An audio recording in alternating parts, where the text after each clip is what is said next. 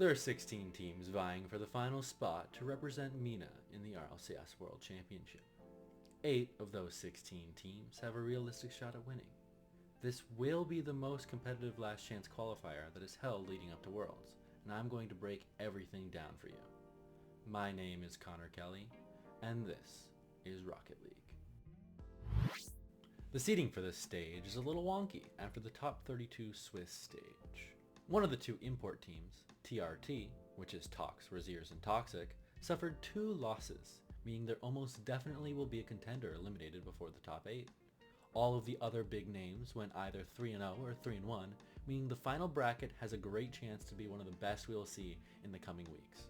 Barring some upsets, of course. Even though there are a lot of teams competing for the top, there are 3 tiers in the MENA region. These teams are solidly in the 3rd tier, and it's highly unlikely they will cause any upsets, and there's no chance they will qualify for Worlds. Just as an aside here, I did my best to find the pronunciations of the numbers and names of the players. I sincerely apologize if I butcher any of them, but I tried my best. SFG has the worst resume of the bunch.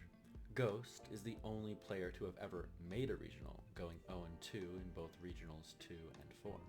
Ira and Sonar have never gone to a regional before, making this a brand new territory for the group. PKS has a little more experience. PR Abdulaziz and Abdulela teamed earlier in the split, getting a top 12 in the 2nd regional. Ken has not ever made a regional before, bringing our new player tally to a 3. OVO brings our trio of 3-letter names that have no chance of winning to a close. Rockon and NMJ were teamed the whole split, getting a top 12 in regionals 1 and 4.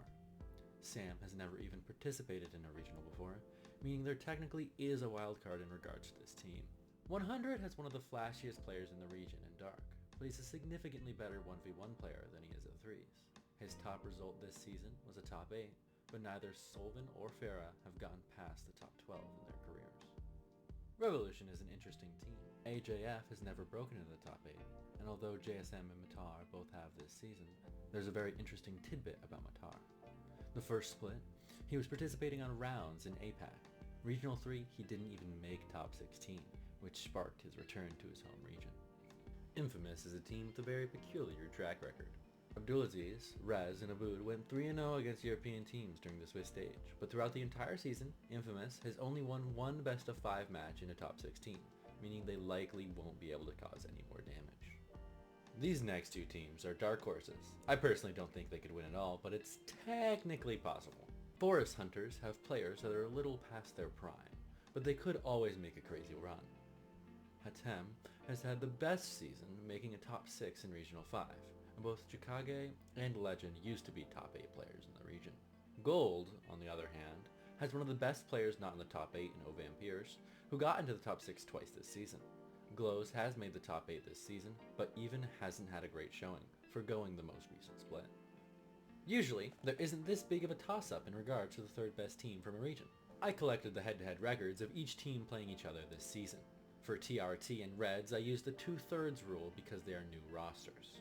Synergy has never played anyone in the top 8, and although the new Al-Qadsiya team was under Rock last year, they haven't been together in a while, so the only result I would truly rely on is Reds beating them in the Swiss qualifier last weekend. Looking at this chart, you can see that every single team could take a match off of any other team, except for Vision being property of TRT for some reason, although that was with Dr. Known instead of Raziers. I will go through every team in order of how I think they will do, ending with my favorite to win the final MENA World spot. The Vicious is the team that has the hardest bracket out of the top 8. Even though they went 3-0 in Swiss, they have a first round matchup against TRT thanks to their poor showing. Now, if they win that, they have a simple pathway into the upper bracket of the top 8. I just don't think that's going to happen. They struggle against the Toxic combo during the regular season, and if they lose round 1, then it would be a long shot to even make it to the top 8. If they do make it there, I still don't like their chances. Although they can take a match off of everyone in the pool, they usually don't, and the run necessary to make it to Worlds would have to be generational. In turn, TRT also has a tough path because they have to face the Vicious. They didn't perform well in the Swiss stage, and Tox recently confirmed they are playing in Europe during the qualifiers. If you aren't up to date as to how this team formed, I will try and quickly summarize.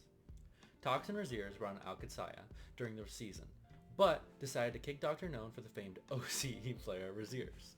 Dr. Known reformed ROC with Nush and Ops. So Al-Qadsiya hosted a private match between the two, winner gaining the representation for this tournament.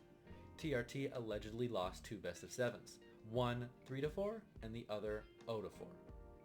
Suffice it to say, I think this team has too many obstacles against it to make it to Worlds, and to be honest, I'm 100% here for their failure. Team Reds is a bit of a wild card, seeing as they made a roster change in between this tournament and Regional 6, picking up Nodir in place of SQQP. They rolled through the Swiss stage, including picking up a win against the new Al-Qadsiya. Unfortunately for them, they have Synergy in their quadrant, which I don't think is a great matchup for them. They don't dominate or get dominated by any of the other teams, besides ROC Esports, who they've only beaten once in 6 tries. They definitely can do it, but with every match against another top team being a toss-up, the coin probably won't land heads 4 times in a row. Awawa, or ex-Zentrix, is in a good position after going 3-0 in Swiss, but I have concerns with how their most recent split has gone. They missed both the 4th and 5th regionals, but then got top 6 in the final one, which included being the only team in this tournament to beat Team Falcons in an RLCS event. I don't know which version of Oval, FSOL, and Yazid we'll get, but if it's a good version, they could definitely take this tournament down. Al-Qadsiya is likely riding on a high after winning an org away from the Evaders. In 2024, ROC was a team that would consistently be able to reach the top 4 and was one of the main contenders for 3rd best team in the region. One of my major concerns is that Nush didn't play at all in the most recent split, and they haven't played as a team since the end of last year. If they can figure it out quickly, they can easily make the run to Worlds. Team Vision has an excellent chance of beating any MENA team in this group. I'm just a little concerned about the 2 import teams. They can never beat TRT, and if an EU style of play turns out to be their kryptonite, then it will be a huge problem for them in the tournament.